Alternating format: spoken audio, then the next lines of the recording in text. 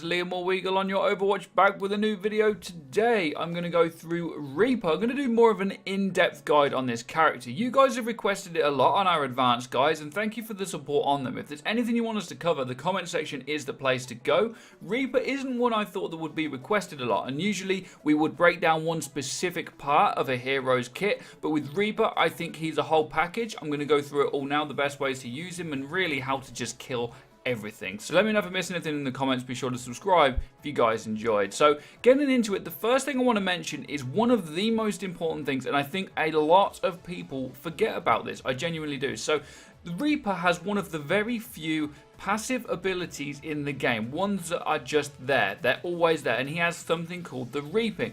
When something's killed on the map, they will drop a globe. Reaper can then effectively reap this and get HP from it. He can get 50 health per globe, so 2 or 3 things go down that maybe you've killed or been involved in killing.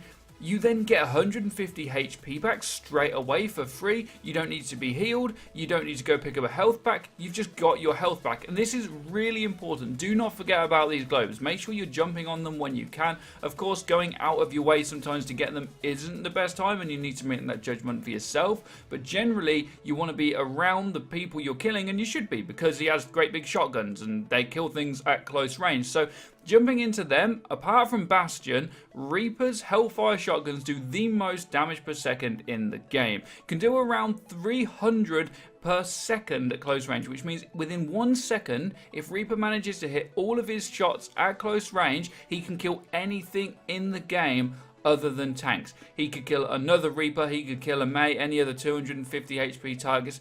He's going to wreck them if he can hit all of the shots. Now, the exact DPS is very hard to calculate simply because it's so rare that you're going to hit all of the shots, because each time you fire one shot, it's actually got 7 pellets, and to hit all of them all the time is very immeasurable, to be perfectly honest. But with this, you can just wreck so many things at close range, and all it really requires is a little bit of mechanical skill. It's got a huge spread on the shotguns. Default crosshair will show you that, and to be honest, if you're within a few meters of someone, 2 or 3 shots later, they're going to die. These are particularly good for killing tanks. If the enemy's running 2 or 3 tanks, you can just go straight through them. Maybe your Genji's having trouble with a Winston, you whack on Reaper, and again, you're just going to kill things so quickly. And the good thing about this hero is that it forces the enemy team to have to change, because if they don't, they're going to lose against a Reaper if they don't pick one of his counters. The last thing I mentioned about these shotguns is that the reload time is very fast as well. And one thing that you can do is actually reload and then Wraith form. Say you get in trouble.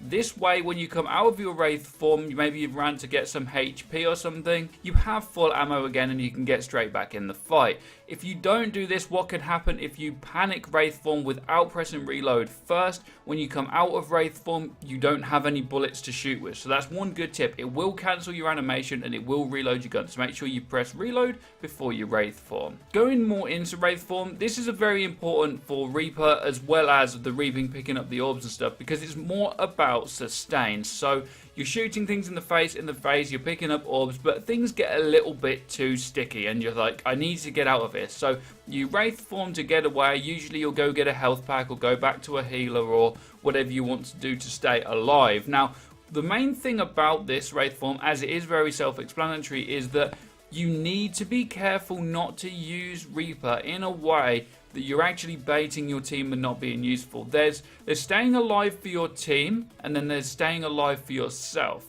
One issue with Reaper is that he can be so good at self-sustaining that sometimes people will just run in, shoot something, do a bit of chip damage, Wraith form away, get a health pack, and repeat. The issue with this is things aren't actually dying, you're not playing with your team, and you still need to coordinate with them, but it is definitely good that this character can be used in a way that you can self-sustain and not have to rely so much on your team in case maybe you ran into a team of people and they don't really want to cooperate with you. Reaper is definitely good for that.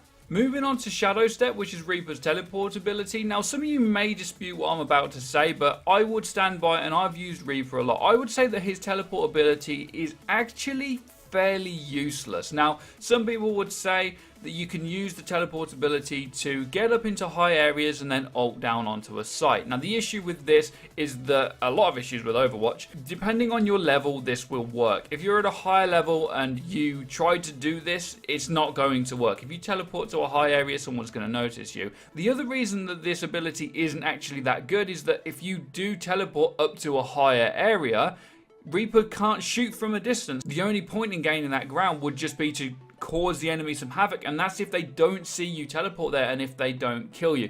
It's very difficult to utilize properly, and out of this whole kit, this is the only one that could deserve its own video, but it's just not a good enough piece of equipment to actually use all the time. What I use it for mainly actually is getting out of spawn quicker, moving to the objective quicker. Sometimes I'll try and get behind the team, and yes, that's great, but usually what can happen is if you teleport behind the enemy team, they will just turn around and focus you. No amount of Wraith form is going to get you away from that, unfortunately. So it's definitely a piece of kit that can be useful, but you need to use it in the right situations. It depends on so many things. Depends, as I say, on your level, how good the enemy team is at focusing. Maybe you have got your ult and you want to get behind them. I'll show you on screen that I have got behind the enemy team by using Shadow Step and then ulted them all in the back, and it's awesome, it's amazing, and it works. But unfortunately, a lot of the time, it actually causes you more trouble, and this is definitely one to be careful of. I'd say use it sparingly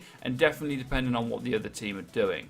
The last ability to go through is the Death Blossom, which is Reaper's ultimate. This is one of the best parts of his kit and can be the worst as well, and this also goes hand in hand with what I mentioned about Shadow Step. It's all about using it at the right time. The issue with this ultimate is that a lot of people again fall into a baity playstyle. They'll wait for their team to go onto the point and they'll teleport up above it. As their team's getting wrecked, they'll maybe jump down and Death Blossom and try and take out the enemy team, and the issue with this is all they've got to do is put up a Diva barrier. All they've got to do is have Genji reflect. You really need to be careful with this ultimate because it is so powerful. It does something like 1500 damage over 3 seconds to everything near him. Now, there is quite a quick fall off range, so you do need to be kind of close for this ultimate to be good, and it is very good for falling into a death ball. You just need to make sure that the Diva's dead and that things can't deflect it, reflect it, or boop you. It's actually not a solo queue tool. People use it, as I say, to just jump in and try and kill everything in one go on their own to save their team, but actually it needs to be coordinated.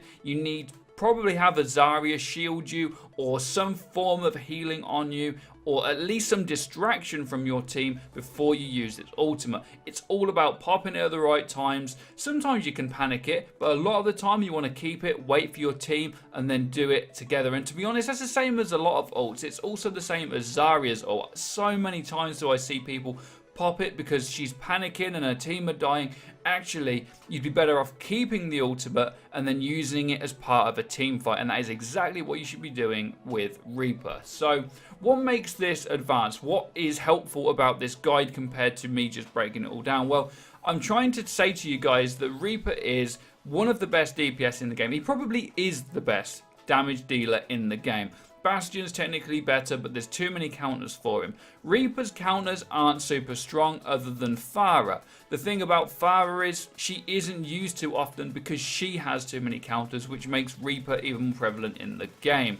There's a lot of tank metas going around in the minute. Reaper is very good at Winston, Diva, Reinhardt, just about any tank in the game, including Zarya as well. He deals huge damage, which isn't too difficult to aim, and his Wraith form can get him away from anywhere. Shadow Step, you can teleport behind them occasionally, use it at the right times, wait for your team to get in, and just attack from both sides and wreck everything. And as I say, the ultimate is one of the most powerful in the game. It does so much damage, you just got to use it at the right time. This character, although people use it as a solo queuer's tool to just stay alive and kill things, is actually one of the easiest DPS to use in the game, and he does the most damage in the game, and he can stay alive. Do not forget about that passive ability because it's very good. Pick up them orbs, stay alive, Wraith form when you need to, kill everything. This hero is really great, and just make sure you use them against tanks because they don't stand a chance. So guys, if I missed anything, let me know in the comment section down below. Do be sure to drop a like and subscribe if you guys enjoyed. We also stream daily. We have a Twitter now, so any of these channels, avenues you want to follow us through to get more updates on videos and guides and streams and Overwatch stuff, be sure to follow them all. Thank you for watching and have a great day as always. Take care and peace, people.